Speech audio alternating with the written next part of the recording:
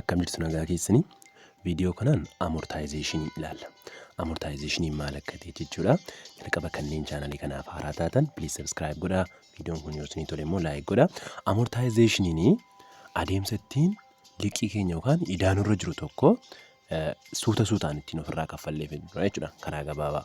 Fakkeenyaaf amma namni tokko jechuudha. Namni tokko birrii miliyoona tokko fudhata yoo ta'e jechuudha baankiidha. Birrii miliyoona tokko kana yeroo tokkotti kaffalee fixuu dhiisuu dadhaba jechuudha. Jechuun fakkeenyaaf fudhateetti mana bitataa ittiin konkolaataa bitachuu danda'a waan tokko ittiin godha. Kana booda yeroo tokkotti birrii miliyoona tokko kana kaffalee hin fixu jechuudha.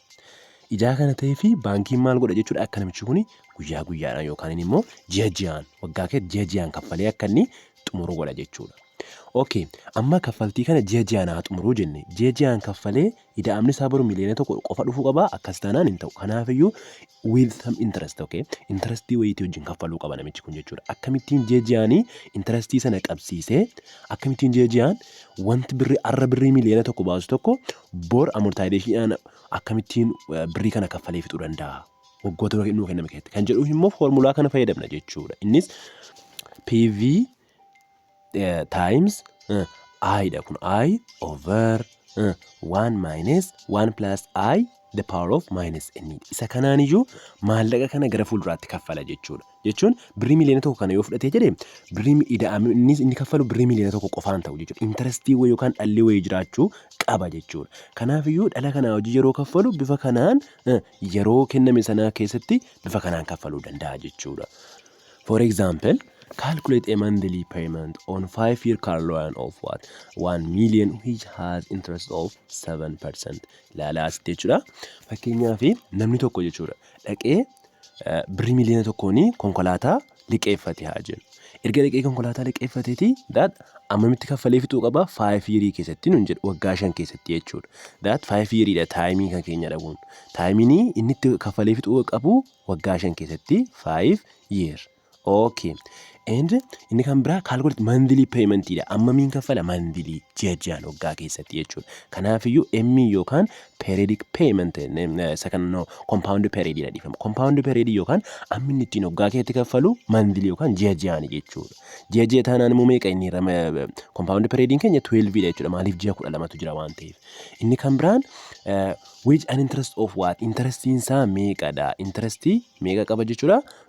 Interest rate dha jechuudha. Interestii yeroo jennu reetiin keenya wal qixa ta'a 7.5% dha jechuudha. 7.5% gara kanatti gaafa jijjiiru 0.075 dhaan kaffala jechuudha. Kun reetii namtichi ittiin kaffaludha jechuudha. Yoo akkasitiin ta'e ji'a ji'aan meeqa kaffaluu qaba? Birrii miliyoona tokko qofa kaffaluu hin danda'u waan namichi jechuudha. That within some interest jedhanii jedheera. Waggaa amma kana hunda ta'a waan ta'eef birriin kun jechuudha. Kanaafiyyuu akka inni birrii kana qabsiisee kaffalamuu danda'utti bifa kamiin iyyuu ji'a ji'atti kaffalee birrii meeqa ji'a ji'atti kaffalee xumuruu qaba kan jedhu laalla jechuudha. Laala maal jennee turre arriin wal qixa ta'a.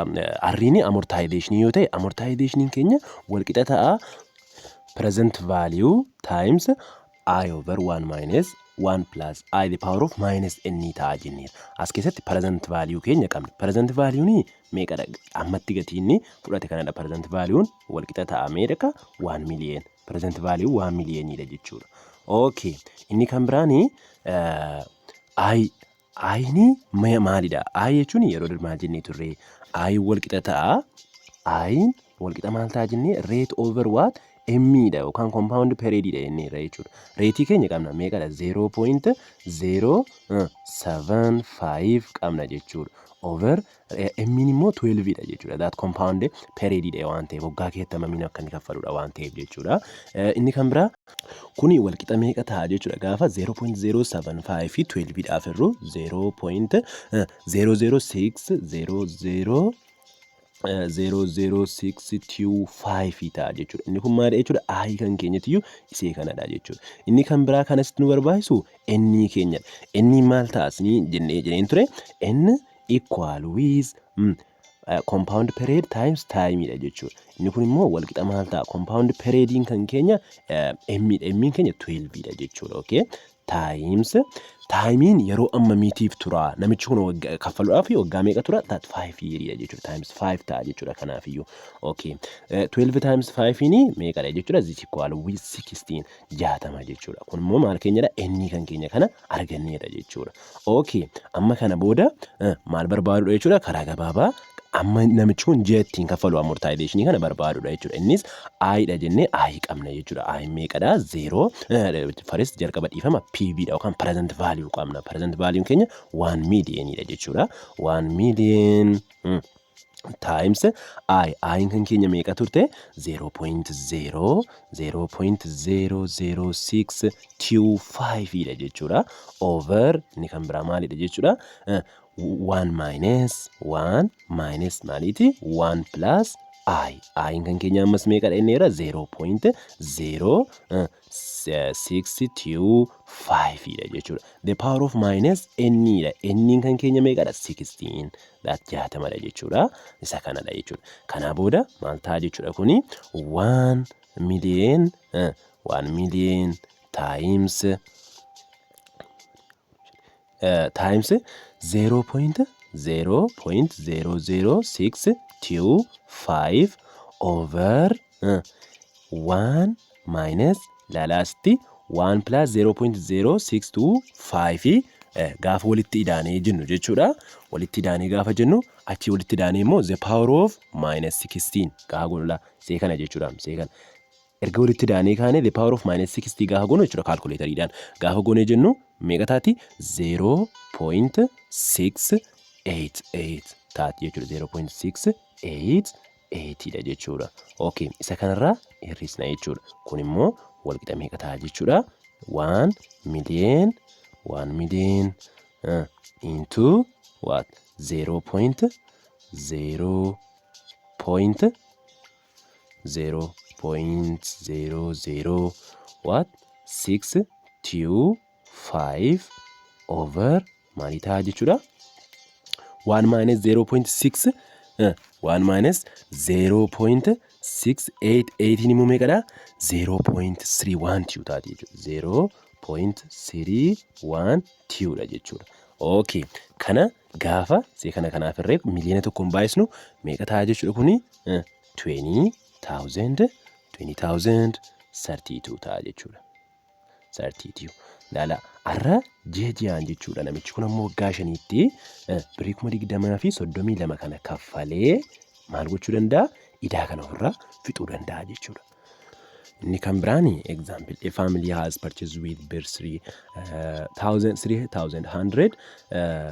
mortgage okay maatiin tokko amma jedha birrii 300 mana tokko bitatanii mortgage kan jennu liqii nu ittiin mana binnuudhaaf mana tokko qaba jira yoo ta'e mana kana baqa liqiidhaan kaf binna yoo ta'e jechuudha maalleena mortgage jechuun isuma akkasiiti jechuudha kanaafiyyuu ammasitti birrii meeqa kaffalanii birrii 300 jechuudha birrii 300 liqeeffatan birrii 300 baasa jechuudha manni kuni daat mee baankiidhaa fudhatanii ittiin bitachuu danda'u jennee haa fudhannu jechuudha isa kana jechuudha mortgage kana the mortgage will be amortized over 30 years mortgage kun yookaan birrii 100 kana waggaa meeqatti kaffalu waggaa 30tti kaffalanii fixu jechuudha with equal monthly payment kan isaan kaffalu immoo monthly yookaan ji'a jechuudha the interest rate on mortgage will be 12% meeqadha parsantaa 12 jechuudha kan jarri irratti dabala maaliif ila akkuma siniin jedhe arra 300 fudhatan jechuudha maatiin kun gaafa waggaa 30 booda 300 kaffalu yoo jenne nama kaffalu sana yookaan baankiis ta'uu danda'a yookaan nama biraa bitatan ta'uu danda'a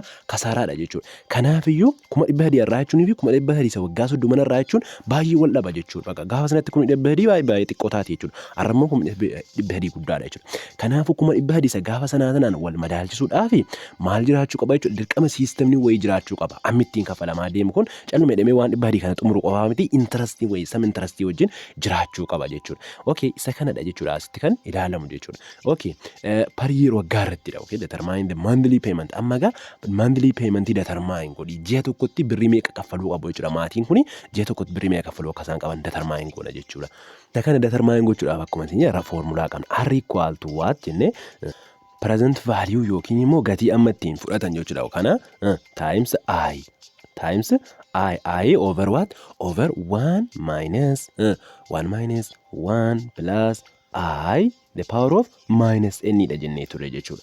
Okay, kanaaf iyyuu asitti present value qabna. Ishasti given keenya baasa dhimma jechuudha. Family purchased with birrii present value gatii amma jiru kuni birrii meeqadha jechuudha. Birrii meeqaan bitame jechuudha? 300 jechuudha. That 300 inni kan biraani will be amortized over 30 years. 30 years timing keenya wal qixa meeqa jechuudha? 30 dha jechuudha. Just year dha jechuudha. Waggaa 30 irratti jechuudha. Inni kan biraan with equal monthly payments. Monthly dha. Ji'a tokko irratti immoo waggaa tokko irratti immoo ji'a ji'aan jechuudha. Kanaaf iyyuu M yookaan compound perioding keenya wal qixa meeqa ta'a jechuudha? Compound perioding keenya 12 dha jechuudha. Kan ji'a 12 dha waan ta'eef jechuudha. Inni kan biraan the interest rate on the mortgage will be what? Interest rating kan keenya yookaan rate equal with 12% dha jechuudha. 12% jechuun immoo 0.12 dha jechuudha. Okay, 0.12 kanaan kaffalu jechuudha maatiin kun. Okay, kana qabna jechuudha. Amma kanaan booda maal barbaanna jechuudha? I barbaanna jechuudha. I dhaa fi inni keenya barbaadannee karaa kabaabaa shallaquu dandeenya jechuudha. I wal qixa maal taati? I with equal with I R over M dha jenneera laala. Kanaaf iyyuu R'n kan keenya meeqadha? 0.12 dha jechuudha. Over maaliiti jechuudha? M. M immoo meeqa jechuudha? 12 dha jechuudha. This equal with 0.01 taati jechuudha. Okay, kun maalidha? I kan keenyadha jechuudha. Inni kan biraa N dha. N immoo wal qixa maal ta'a? Compound period M times time nuu kenname sanaati jechuudha. Inni kun immoo compound perioding keenya ammamiin period godhama? Waggaa keessatti ammamiin kan jedhudha mitire. Inni kun meeqadha? 12 dha jechuudha yookaan 12 jechuudha. 12 times what? Time immoo meeqadha jechuudha? 13 waggaa 30tti jechuudha. This equal with 316 360 ta'a jechuudha. Kanaan boodadha amma dhufnee kan buufannu jechuudha. Kanaafiyyuu amma R wal qixa ta'a maal? R equal to present value. Present value maatiin kun birrii amma kana kan itti liqeeffatanidha. That 300 dha jechuudha. 300. Okay. Times I kan keenya arganneera 0.01 dha jechuudha. Over inni kan biraa maal jechuudha? 1 minus 1 plus 1 minus into 1 plus I. I kan keenya meeqadha inneerra? 0.01 dha jenneera jechuudha. The power of minus n dha. N keenya 360 miti minus isaati jechuudha kan kun. Minus 360 goona jechuudha. Okay. Okay. Kanaan booda maal goona jechuudha? This equal with 300,000 into 0.01 over maaliiti jechuudha?